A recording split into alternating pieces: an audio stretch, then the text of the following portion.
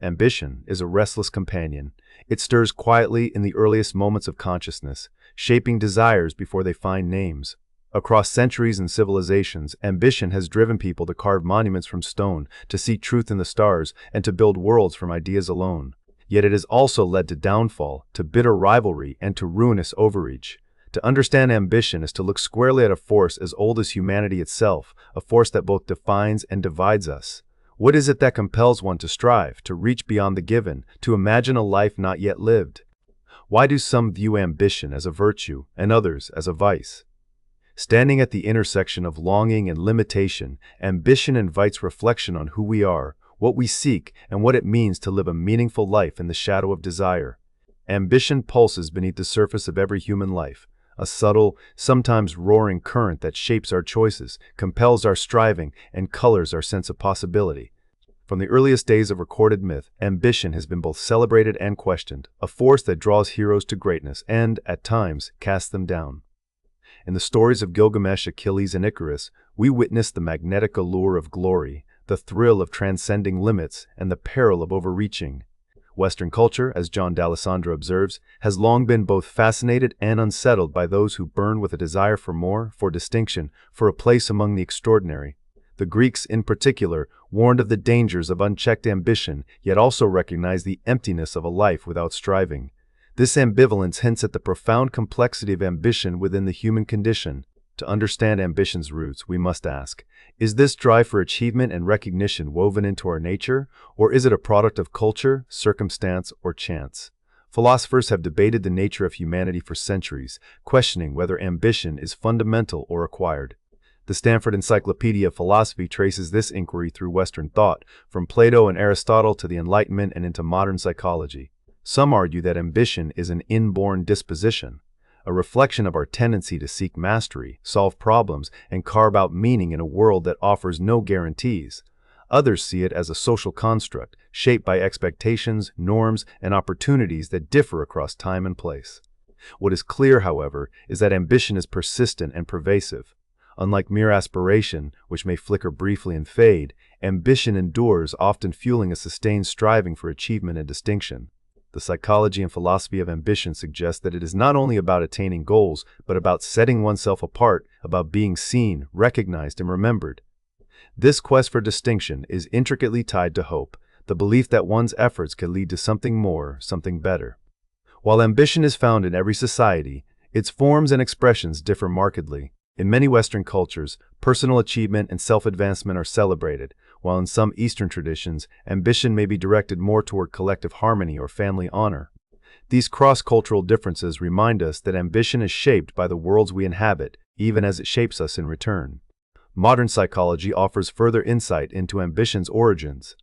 Abraham Maslow's influential hierarchy of needs places esteem and self-actualization near the summit of human motivation.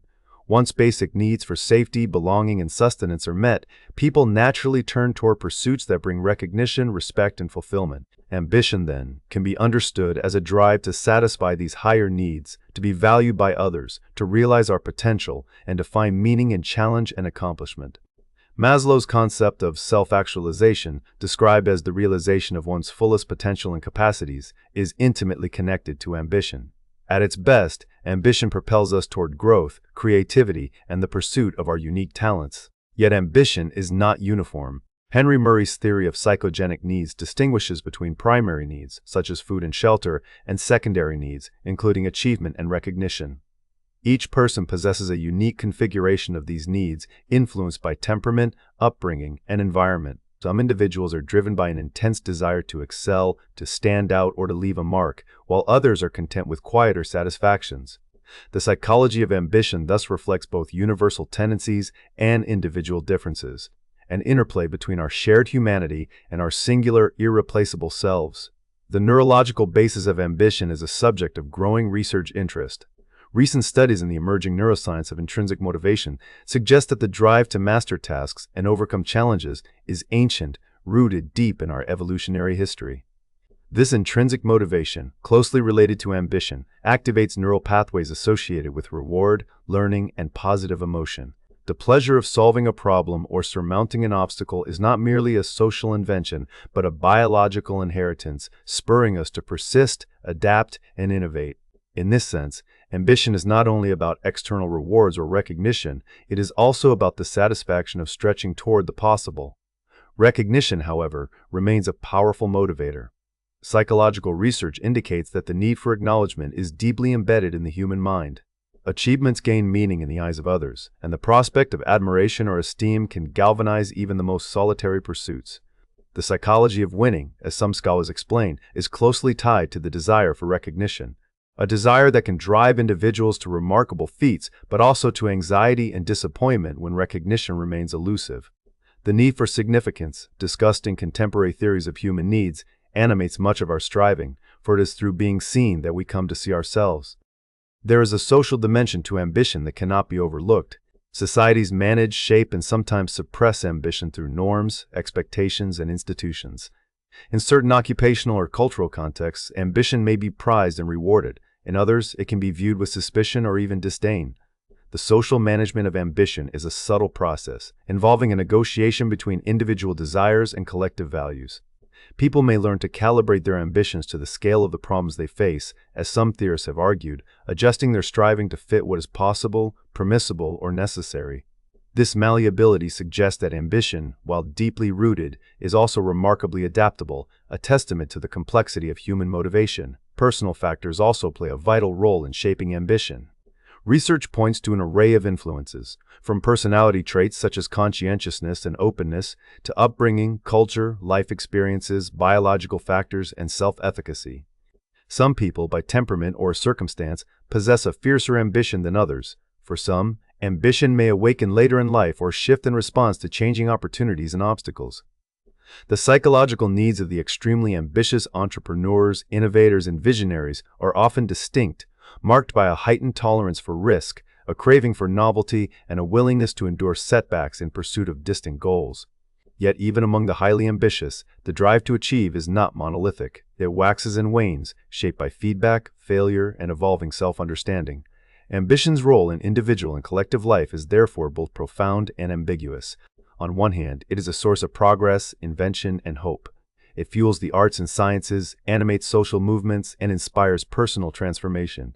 On the other hand, unchecked ambition can breed rivalry, discontent, and ethical compromise, a lesson as old as the myths of Icarus and Achilles. The tension between ambition's creative and destructive potentials has led some thinkers to argue for reclaiming ambition as a misunderstood virtue rather than a vice. Drawing on figures like Emerson and Whitman, advocates suggest that ambition, properly understood, is about self-authorship and self-reliance, a willingness to pursue one's vision even in the face of doubt or disapproval. In this view, ambition is not mere egotism, but a vital force for personal and societal development. Yet the meaning of ambition continues to evolve. In contemporary business and organizational life, ambition is often equated with drive, competitiveness, and the desire to rise. Popular discourse celebrates the ambitious as winners, leaders, and changemakers, while also warning of the costs of overreach and burnout. The language of ambition is employed to motivate, to inspire, and sometimes to admonish. Yet beneath these surface meanings lie deeper questions about what it means to live well, to strive, and to belong. Perhaps ambition endures as a central theme of the human experience because it sits at the crossroads of hope and humility, desire and discipline, self and society. Its roots reach back to our earliest stories and aspirations, yet it remains ever mutable, shaped by new challenges, new contexts, and new understandings of what it means to achieve and to matter. Whether we view ambition as a gift, a burden, or a challenge to be managed, it remains an indelible part of the human condition. A force that calls us to reach beyond ourselves, to imagine what might be, and to risk the journey toward becoming more fully, unmistakably ourselves. In the end, the nature of ambition resists simple definition. It is at once a personal disposition, a psychological need, a social phenomenon, and a philosophical puzzle. It is neither wholly virtuous nor inherently dangerous, but is shaped by the ways we pursue it, the values we embody, and the worlds we inhabit. As we seek to understand ambition's place in our lives, we find ourselves returning, again and again, to the question that animates so much human striving. What do we hope to become, and how far are we willing to go to become it? In this ever-evolving dance of yearning and fulfillment, ambition stands as both companion and guide. inviting us to dream, to dare, and, perhaps, to discover what it truly means to be human. Ambition sits at a peculiar crossroads in the human psyche, its very nature defined by tension and paradox. To some, it shines as a beacon, lighting the way toward personal fulfillment and the betterment of society. To others, it looms as a shadow, casting doubts about the price of striving and the hazards of unchecked desire. This ambivalence is not merely modern, it is woven through centuries of philosophical debate, religious teachings, and cultural shifts, shaping how we interpret the role of ambition in our lives. In the ancient world, ambition was often viewed with suspicion. The etymology itself, as explored by Joel Carini, reveals roots in the Latin ambitio, meaning the act of going around, especially in the sense of canvassing for votes or favor. The term was associated with restless seeking, sometimes veering into manipulative or self-serving behavior. Early Christian and Stoic thinkers were particularly wary. For Seneca and his contemporaries, ambition was a vice, a force that unsettled the soul and led it away from tranquility and virtue. Stoic philosophy, as later summarized, held that virtue lay in self-mastery and the rational pursuit of the good, not in chasing the applause of others or the fleeting rewards of status. In this view, ambition was less a path to greatness than a slippery slope toward moral corruption. The Geneva Bible, influential in Protestant culture, reinforced this perspective, warning against the pursuit of worldly elevation and the dangers of pride and envy that so often accompany ambitious striving. Yet the moral status of ambition has never been settled. In his historical account, William Casey King traces how attitudes shifted, particularly during the rise of English colonization and the modern era.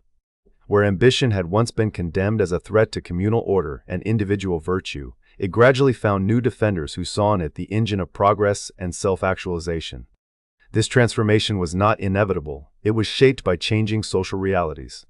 As societies became more fluid, the possibility of individual advancement, no longer strictly determined by birth, opened the door for ambition to be recast as a virtue, at least under certain conditions. Even as ambition gained esteem, its double-edged character remained. Philosophers and historians have long noted the paradox. Ambition can inspire extraordinary achievements and advances, yet just as often it sows discord, breeds envy, and leads to downfall. This tension is perhaps nowhere more visible than in the writings of Adam Smith. Smith acknowledged that the desire for recognition and esteem could motivate industry and innovation, but he was also acutely aware of the risks. Unchecked ambition, he warned, easily slides into vanity and acquisitiveness, distorting judgment and damaging the fabric of society. The pursuit of distinction, when not anchored in virtue, can become a destructive force, undermining both individual well-being and the common good. Modern psychology echoes these ancient concerns while adding new dimensions. Empirical studies have traced the complex relationship between ambition and outcomes across the lifespan. On one hand, ambition is positively associated with career achievement, productivity, and resilience. Ambitious individuals tend to set higher goals, persist longer in the face of setbacks, and innovate in ways that can benefit organizations and society at large. But research also points to troubling patterns. The same drive that propels people forward can lead to burnout, strained relationships, and even unethical behavior. One line of inquiry distinguishes between general ambition, the desire to achieve broadly defined goals, and extrinsic ambition, which is more narrowly focused on external markers such as wealth, status, or recognition. The latter, studies suggest, is more likely to be linked with unethical conduct, as individuals become willing to cut corners or compromise principles to get ahead. The hazards of ambition are not merely hypothetical. In organizational life, the dangers of hubris and overreach have been documented time and again. Scholars researching leadership and management have identified a phenomenon called hubristic leadership, where the ambitious drive of those at the top morphs into arrogance, excessive risk-taking, and contempt for dissent. The cost can be significant, leading to value destruction, organizational failure, and widespread harm. Distinguishing between healthy competence and destructive hubris is not always easy. Some research draws a line between narcissism, a self-obsession that demands perpetual admiration, and hubristic ambition, which centers on the presumption of infallibility and the dismissal of others' contributions. Both forms, when unchecked, can corrode ethical standards and undermine collective efforts. On a more personal level, psychological literature highlights the motivational imbalances that can arise from relentless ambition. A person fixated on achievement may neglect other needs, such as relationships, health, or contentment. In some cases, ambition grows into obsession, crowding out humility and diminishing the capacity for joy or gratitude.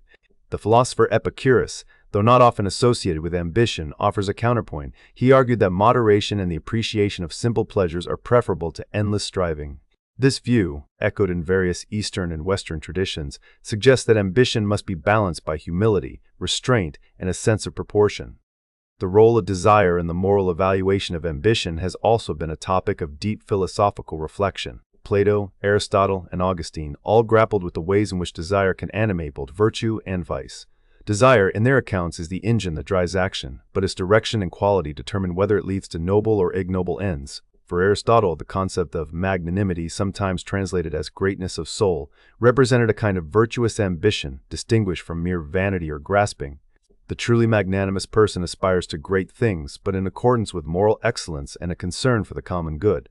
Ambition, in this framing, is not inherently suspect. It is the object of one's striving and the manner in which it is pursued that matter. Recent empirical work adds nuance to these philosophical distinctions. Studies suggest that ambition can contribute to well-being, but only under certain conditions. When ambition is aligned with intrinsic values and pursued in moderation, it tends to support happiness and a sense of purpose.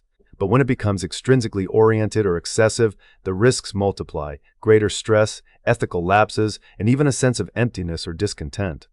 This duality is sometimes described as the ambitious virtue paradox, the idea that the same trait that can foster flourishing also contains the seeds of its own undoing. The social context in which ambition is exercised plays a significant role in shaping its moral status. In democratic societies, as David Bromwich notes, ambition is both necessary and dangerous. It is necessary because democracy requires the energy and initiative of individuals willing to challenge the status quo and pursue reform. It is dangerous because ambition, left unchecked, can devolve into self-promotion, envy, and destructive competition. Tocqueville, writing in the 19th century, was especially sensitive to this paradox. He observed that democratic societies foster a restless pursuit of more and more wealth, more recognition, more advancement, while also warning that this endless striving can breed dissatisfaction and undermine solidarity. The hazards of ambition become particularly acute when they intersect with feelings of relative deprivation, the sense that one is falling behind others or not receiving due recognition. Research indicates that in such conditions, ambition can spur extreme behavior, including self-sacrifice and neglect of other needs. The desperate desire to catch up or surpass peers may lead to choices that are costly both to oneself and to others. In organizations, this dynamic can play out as backstabbing, betrayal, or a willingness to bend rules for short-term gain. Yet, for all its dangers, ambition remains a vital force. Without it, societies might stagnate, individuals might never discover or fulfill their capacities. The challenge, as many philosophers and psychologists have observed, is to cultivate ambition in ways that are ethically grounded and emotionally sustainable. The Stoics, for instance, counseled aiming high, but cautioned against tying one's happiness to the outcome. They advised maintaining emotional balance and detachment, striving without becoming enslaved by the results. Similarly, traditions such as Taoism and the teachings of Aquinas and Kant have promoted humility as a necessary counterweight to ambition, a reminder that the pursuit of greatness must be tempered by self-knowledge and moral restraint. The debate over ambition's place in the good life is far from resolved. Some voices, drawing on psychological and philosophical research, argue that ambition is not essential for happiness. Contentment, they suggest, may be found in accepting limits and cultivating gratitude, rather than in perpetual striving. Others maintain that ambition, rightly understood and directed, can be a source of meaning, resilience, and creative energy. The line between ambition as virtue and ambition as vice is thin and often shifting, shaped by context, motive, and the character of the individual. In the end, ambition's dual nature is not a problem to be solved, but a reality to be navigated. It demands self-awareness, ethical discernment, and a willingness to reflect on one's own desires and the consequences of pursuing them. The story of ambition is thus a story of balance between aspiration and humility, achievement and contentment, self and others. It is a drama played out not only in the corridors of power or the pages of history, but in the quiet decisions and daily struggles of ordinary lives. To engage with ambition is to ask again and again what it means to strive well and at what cost. This question, as enduring as ambition itself, invites each of us to reflect on our own hopes, fears, and the shape of a life worth living. To thoughtfully engage with ambition, whether as individuals or as communities, requires more than simply harnessing its energy or curbing its excesses. It calls for an ethical cultivation, a practice of shaping and sometimes confronting our aspirations with honesty, humility, and care. Ambition, after all, is not a fixed trait, but an evolving relationship we each have with our desires, values, and the world around us. Its form and intensity shift with age, circumstance, and reflection. To truly understand ambition's place in a flourishing life, we must examine not only where it leads us, but also how it shapes who we become along the way. Why, then, does ambition matter so much in the first place? At its best, ambition fuels growth, learning, and the drive to realize our potential. It is a force that propels us beyond the boundaries of comfort, urging us to explore new challenges, acquire new skills, and deepen our sense of purpose. Researchers studying personal and professional development note that ambition provides the inner spark that makes growth possible. Yet not all ambition is created equal. The difference between ambition that uplifts and ambition that corrodes often lies in whether it is developed and pursued in a healthy, balanced way. Strategies for cultivating this kind of ambition begin with self-reflection and the creation of boundaries, two practices that can transform raw desire into a sustainable source of motivation. A key insight from personal accounts and psychological research is the necessity of setting boundaries on ambition. Without boundaries, ambition can become all-consuming, leading to exhaustion, strained relationships, or ethical lapses. Individuals who have struggled with relentless striving often report that unchecked ambition can erode well-being rather than enhance it. The antidote is not to reject ambition, but to practice periodic self-reflection. By intentionally stepping back to examine one's goals, motives, and the costs of pursuing them, people can recalibrate their ambitions to align more closely with what truly matters. This ongoing self-assessment enables ambition to be a source of vitality rather than harm. Self-awareness is crucial in this process. Research shows that self-awareness strongly predicts effective and ethical goal pursuit. Those attuned to their own strengths, limitations, and values are better equipped to recognize when their ambitions are leading them astray or when they are guiding them toward meaningful growth. Self-awareness also helps individuals distinguish between goals that are authentically their own and those unconsciously adopted from social pressures or external expectations. As a result, self-aware individuals tend to pursue ambitions that are not only impressive outwardly, but deeply resonant inwardly. The role of self-understanding extends beyond introspection. It includes the development of practical skills and knowledge. Setting and achieving ambitious goals, scholars suggest, requires an honest appraisal of one's abilities and a willingness to learn. This is not merely a matter of grit or willpower, but of cultivating a realistic sense of what can be achieved and what must be learned along the way. When ambition is grounded in self-understanding, it becomes a process of continual growth rather than a fixed obsession with a particular outcome. People who embrace this approach often adapt their goals as their circumstances and insights evolve, leading to a more flexible and resilient pursuit of aspiration. At the heart of these strategies lies the philosophical quest for self-actualization. Self-actualization, as understood by psychologists and philosophers alike, is not the endpoint of ambition but its highest form, a state in which maturity, wisdom, and balance are cultivated over a lifetime. Self-actualization involves integrating ambition with other facets of well-being, such as self-acceptance, ethical conduct, and a sense of connection to something larger than oneself. Achieving self-actualization is not simply about external success, but about developing the capacity to discern which ambitions are worthy of pursuit. This discernment fosters a kind of wisdom, the ability to strive without losing sight of one's values, to aspire without becoming enslaved to ambition's demands. Practical advice for fostering self-actualization often centers on aligning ambition with personal growth, rather than external validation. This means setting goals that reflect one's evolving interests, talents, and sense of purpose. Rather than measuring success solely by conventional markers such as wealth, status, or prestige, individuals are encouraged to pursue forms of excellence that are personally meaningful and intrinsically rewarding. Such alignment not only guards against burnout and disillusionment, but also makes ambition a force for renewal and joy. A central challenge in the ethical cultivation of ambition is the risk of moral injury, the harm that arises when individuals betray their own values in pursuit of success.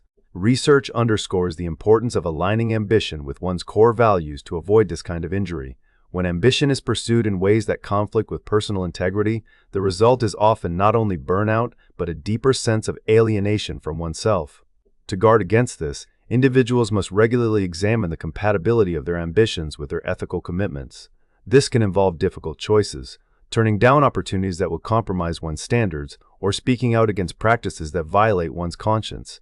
Such choices are essential for preserving both well-being and moral clarity. Aligning ambition with values is not merely a private matter, it unfolds within social and professional contexts where ethical dilemmas often arise. The study of ethical leadership offers illuminating examples of how ambitious individuals navigate ambiguity and pressure. In the business world, for instance, ethical leaders are marked by traits such as fairness, empathy, transparency, and accountability. They encounter real-world situations where the drive to achieve results must be balanced against the imperative to act with integrity. The most effective leaders are those who can hold these tensions, making decisions that honor both ambition and ethical responsibility. Their example shows that ambition need not be at odds with moral character. In fact, the highest forms of ambition serve both the self and the greater good. Ethical leadership, as analyzed by scholars, evolves in response to new challenges and shifting norms. The pressures of competition, the temptations of power, and the ambiguity of complex situations can all test a leader's commitment to ethical ambition. Yet the best leaders maintain integrity under pressure, demonstrating that ambition can coexist with a deep sense of responsibility. Their practices, soliciting honest feedback, fostering inclusive decision-making, and prioritizing the well-being of others, offer concrete models for individuals seeking to cultivate ambition without sacrificing their values. These examples illustrate that ambition, far from being a solitary pursuit, is embedded in networks of relationship and accountability. The philosophical concept of aspiration provides another lens through which to view the cultivation of ambition. Aspiration is not simply the pursuit of pre-existing goals, but the process by which individuals learn to value new forms of excellence. Philosophers have explored how aspiration involves a gradual transformation of one's desires, as people come to see certain activities, achievements, or ways of being as worthy of pursuit. This process is inherently developmental. It cannot be rushed or imposed from the outside. Individuals cultivating aspiration must engage in a kind of apprenticeship, learning through experience, dialogue, and reflection which ambitions are most deserving of their commitment. In this sense, ambition is not just a matter of will, but of education, a lifelong journey of discovering, refining, and deepening what one seeks. Yet the pursuit of ambition must always be balanced with the cultivation of contentment. While ambition drives us forward, contentment grounds us in the present, offering a sense of sustained inner peace that is not contingent on achievement. Philosophers describe contentment as distinct from fleeting happiness. It is a state of being at home with oneself and one's circumstances, even amid striving. Importantly, contentment and ambition need not be opposites. A well-lived life, many thinkers suggest, is one in which aspiration and acceptance are held in dynamic balance. Contentment provides the stability and perspective needed to pursue ambitious goals without becoming consumed by them. It reminds us that worth is not measured solely by accomplishment and that gratitude for what is already present can coexist with the desire for growth. The practice of balancing ambition and contentment is, in many ways, the art of living. It calls for regular self-examination. Are our ambitions still aligned with our values? Are we pursuing goals that lead to growth, or are we chasing hollow rewards? Are we able to experience satisfaction in the present, even as we reach for the future? The answers to these questions are rarely static. They change as we age, as our circumstances shift, and as our understanding deepens. On a societal level, the thoughtful cultivation of ambition is no less vital. Communities and organizations that encourage ethical ambition tempered by self-awareness, reflection, and a commitment to the common good, are more likely to flourish. They create environments in which individuals can strive and grow without being driven to harmful extremes. By fostering dialogue about values, providing opportunities for self-discovery, and modeling ethical leadership, societies can channel the energies of ambition toward constructive ends. In the end, to cultivate and confront ambition is to undertake a lifelong project of discernment, balance, and growth. It is to recognize the power of ambition to shape our lives while also acknowledging its risks. Through self-awareness, ethical reflection, and the pursuit of self-actualization, individuals and societies alike can transform ambition from a source of anxiety or excess into a wellspring of meaning and vitality. In doing so, they honor both the restless energy that drives us forward and the abiding wisdom that teaches us when and how to be content.